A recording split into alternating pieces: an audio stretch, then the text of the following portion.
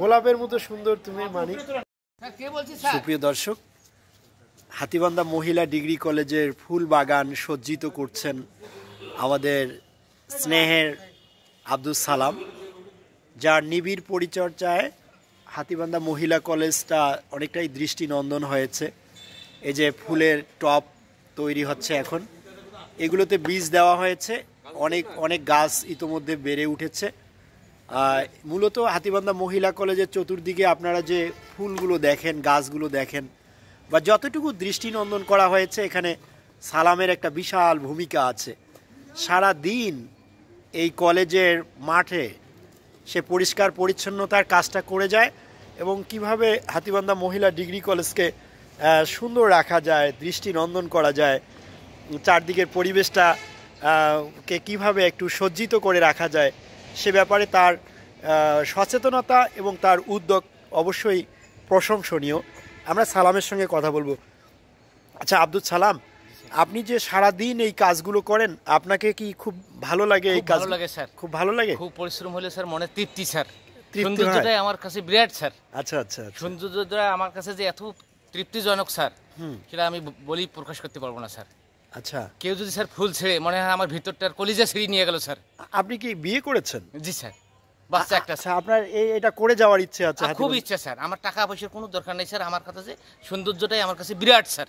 সৌন্দর্যটাই আপনার কাছে বিরাট। আর 10 জন দেখবে স্যার সৌন্দর্যটা। আমারও নাম। আচ্ছা, আপনার বাবার নামটা কি? আমার বাবার নাম ফজলুল হক স্যার। আপনার বাবা একজন মুক্তিযোদ্ধা না? উনি কি বেঁচে আছেন? জি স্যার। আচ্ছা আচ্ছা, সুপ্রিয় দর্শক, আমরা জানতে পারলাম যে আব্দুল সালাম একজন বীর মুক্তিযোদ্ধার সন্তান।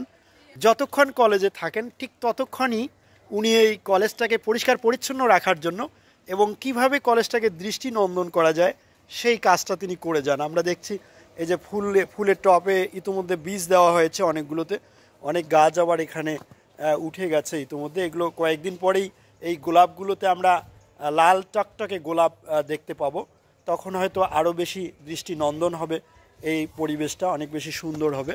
আমরা দেখতে পাচ্ছি এটা মহিলা কলেজের একটা অংশ মাত্র আমি আপনাকে দেখালাম। এর চতুর্দিকে নানাবিধ ফুল ফলের গাছ আছে, যেটা এই কলেজটাকে অনেক বেশি দৃষ্টিনন্দন করেছে, অনেক বেশি সুন্দর করে তুলেছে। আমরা এবারে কথা বলবো হাতীবান্ধা মহিলা ডিগ্রি কলেজের অ্যাসিস্ট্যান্ট প্রফেসর বকুলকান্তি সাজওয়াল স্যারের সাথে।